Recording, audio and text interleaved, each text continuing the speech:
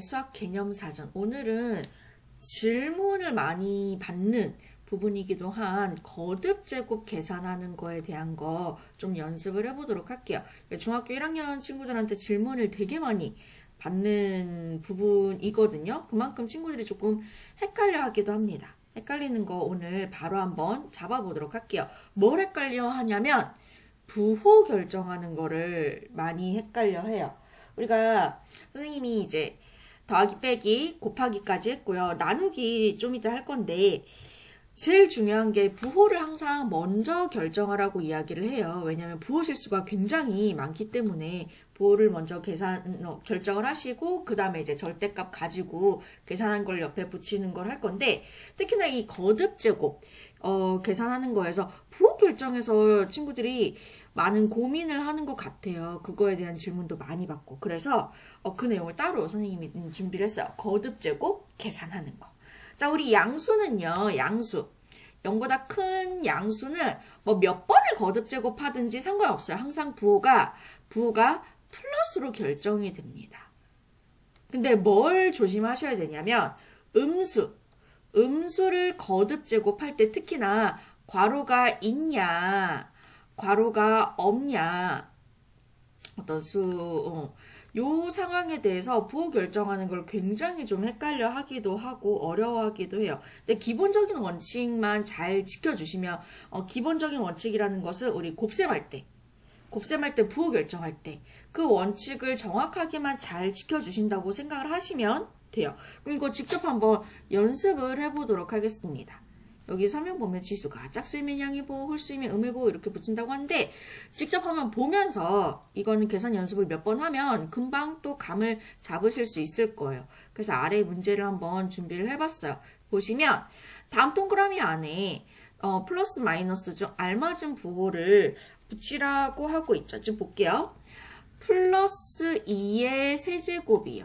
플러스 2의 세제곱은요. 원래 풀어서 쓰면 플러스 2 곱하기 플러스 2 곱하기 플러스 2잖아요. 그럼 이때 부호를 먼저 결정을 해줘야 되잖아요. 그죠? 지난 시간에 우리 부호 결정하는 것도 열심히 연습을 하셨을 거예요. 그럼 이때는 플러스 부호는요. 짝수개든 홀수개든 몇 개든 간에 상관없어요. 플러스 부호들끼리만 곱해 주실 때는 그 부호가 플러스로 항상 결정이 된다 그랬어요. 왜? 예를 들어서 결합법칙에 의해서 얘네들을 먼저 곱했을 때 같은 부호를 곱하기 때문에 부호는 플러스.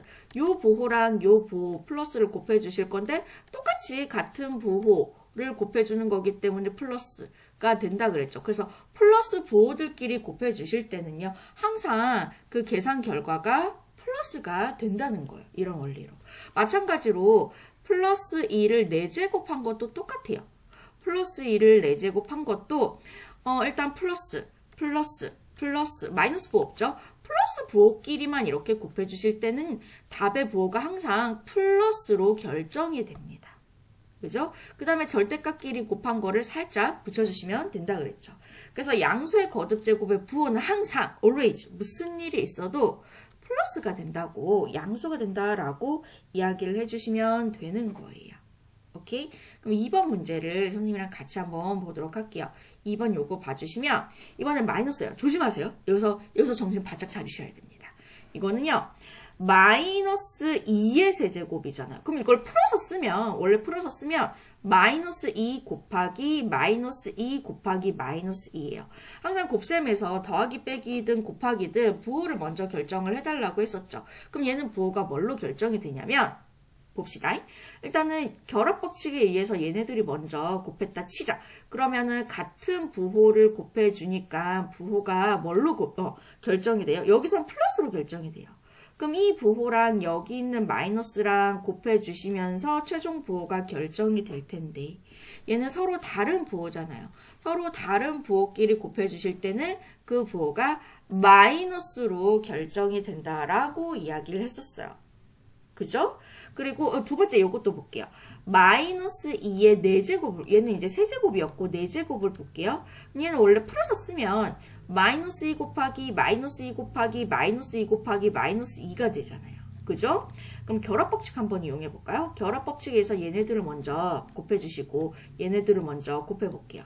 그럼 이때는 서로 같은 부호를 곱해주기 때문에 계산 결과의 부호가 플러스로 결정이 될 거고 얘도 마찬가지로 같은 부호 마이너스를 곱해주기 때문에 계산 결과의 부호는 플러스로 결정이 될 거예요. 그러면 요 플러스 같은 부호를 곱해주기 때문에 부호는 플러스로 결정이 된다 그랬죠. 그 다음에 절대값의 곱을 살짝 붙여주시고 차이점 발견하셨어요? 지금 보시면 이 음수를 괄호 있는 겁니다. 괄호 있는 이 음수를 홀수번 곱해주시면요. 지수가 홀수번 곱해주시면 이게 마이너스가 둘씩 짝을 지으면서 부호가 플러스가 되면서 나머지 하나는 마이너스가 되잖아요. 그러니까 둘씩 짝을 지으면서 항상 부호가 플러스로 결정이 되고 나머지 마이너스 하나랑 곱해지면서 서로 다른 부호의 곱셈으로 되기 때문에 항상 답의 부호는 마이너스가 되는 거예요.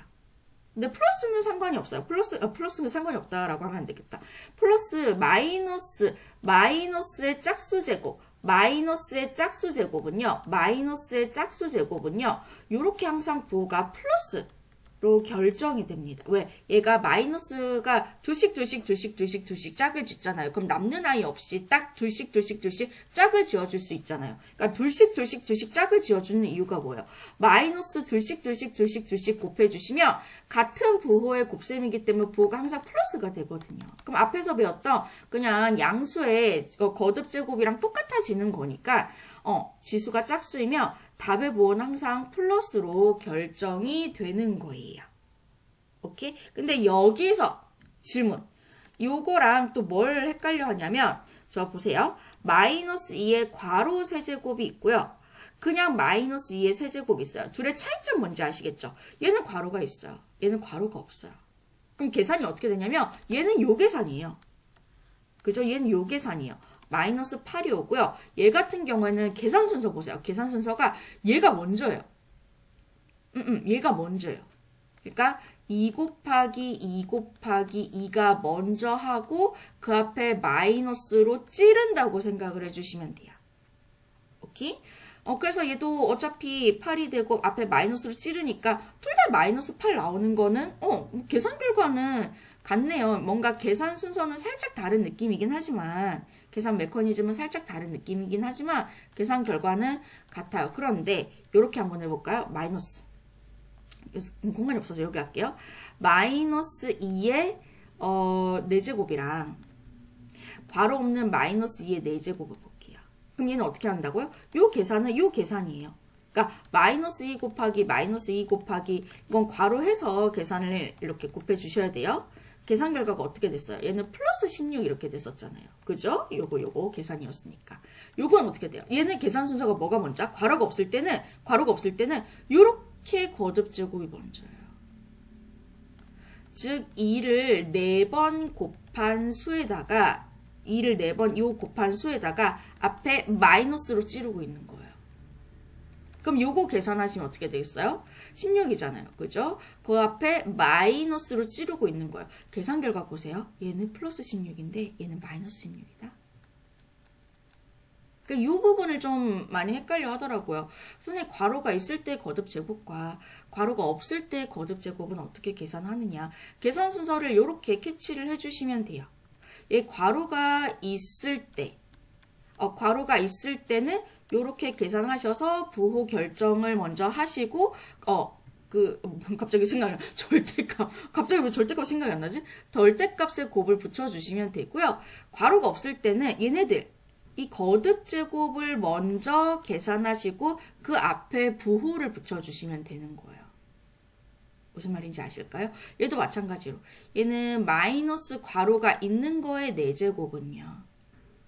부호를 이렇게 결정해 주시고 아까 배웠던 대로 부호를 결정해 주시고 절대값의 곱을 붙여주시면 되고요. 얘 같은 경우는 계산 순서가 얘가 먼저예요. 괄호가 없는 버전은 얘가 먼저예요. 얘를 먼저 계산하신 다음에 앞에 부호로 붙여주시면 돼요. 마이너스면 마이너스 찌르시면 되고 플러스면 그냥 플러스 붙여주시면 되는 거고. 오케이? 몇 개 더 연습을 해볼게요. 이거는 뭐 내신이든 시험이든 시험지에 좀 자주 나오는 친구인데 요 1, 2, 3, 4 요거 보이실까요? 이거 살짝 한번 연습을 하고 가보도록 할게요. 이 마이너스 1의 세제곱은요. 마이너스 1의 세제곱은 마이너스 1 곱하기 원래 마이너스 1 곱하기 마이너스 1이잖아요. 그죠? 그럼 요거 부호를 항상 먼저 결정할게요. 얘는 마이너스 부호가 몇 개? 홀수개. 마이너스 부호가 홀수개 곱해지면 답의 부호는 마이너스로 결정이 된다. 그 다음에 조심해 주세요. 그 다음에 절대값의 곱을 붙여주시는 거잖아. 1은요. 1 곱하기 1 곱하기 1은 하면 얼마겠어요? 1이에요. 3이라고 하는 친구들 되게 많아요. 조심하세요. 1 곱하기 1 곱하기 1은 3이 아니라 1입니다. 그래서 얘는 마이너스 1이라고 하셔야 돼요. 근데 이거 괄호가 없는 버전도 볼게요. 괄호가 없는 것도 많은 친구들이 헷갈려 하니까 괄호가 없는 것 버전 이렇게 마이너스 1 세제곱. 그럼 이때 계산 순서가 뭐가 먼저라고요? 얘가 먼저라고요. 얘를 먼저 한 다음에 앞에 부호로 찌르시기만 하면 돼요. 얘를 1을 3번 곱하면 얼마요? 1. 그 1에다가 앞에 마이너스 1을 붙이는 거죠. 그럼 얘도 계산 결과는 마이너스 1이 되겠네요. 이렇게. 괄호가 있는지 없는지 어디에 있는지 계산하실 때 그런 거 주의 깊게 늘 보셔야 됩니다. 2번도 볼게요. 2번도 얘 같은 경우에는 마이너스를 홀수번 짝수번 제곱을 했어요. 부호 바로 결정해 볼게요.